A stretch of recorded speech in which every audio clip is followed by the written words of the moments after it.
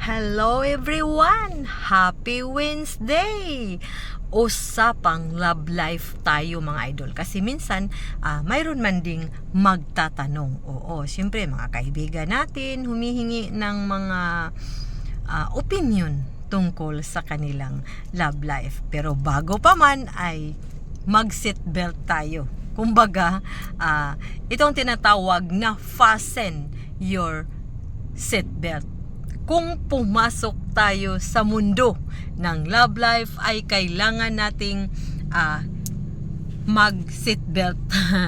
Kumbaga, hinugtanay sa bakos kung sa Binisaya pa. Oo, fasten our seatbelt. So, kung pumasok tayo sa mga ganyan ng love life, world of love life, di ba? Lahat naman halos lahat mayroong love life. Usapang love life muna tayo mga idol.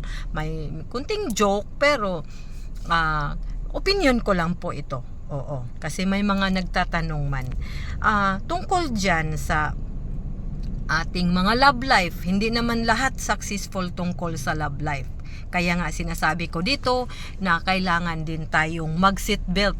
Fasten ang seatbelt natin sa ating kung pumasok tayo sa mundo ng love life. Bakit? Hinugtanay sa bakos. Ngano? Hindi lahat ng mga love life ay nagiging successful.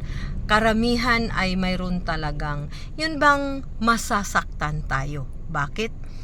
Lalong-lalo na mga kababaihan.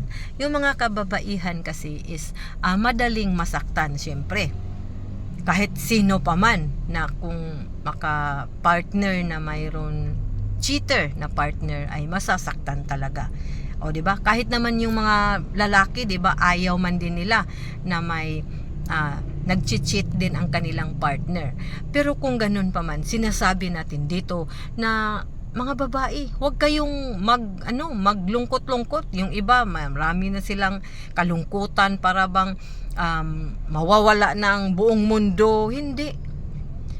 Kasi may mga lalaki talaga na kung makikita nila na parang iwan ko kung kung ano ang nasa isip nila na bigla na lang ma-attract sila. Oo. Kahit na sa mga kapitbahay, oo, ma-attract sila.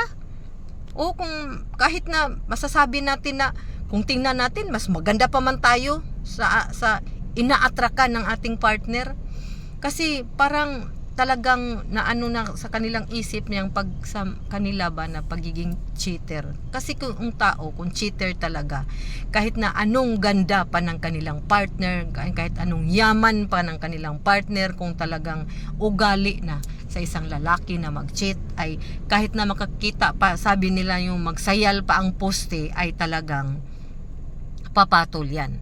Pero huwag kang mawala ng pag-asa. Hindi sa'yo, girl, ang mali, kundi nasa kanya. Ang una mong gawin, siyempre, primero, bigyan ng chance. Patawarin. Pero kung uulit pa rin, sige, patawarin pa din. Pero kung parang palagi-lagi na, let go. Yan ang pinaka paraan. Kasi palagi na eh. O, di wag na i-let go na para naman masaya na siya. So yun lang mga idol. Maraming salamat at mag-ingat tayo.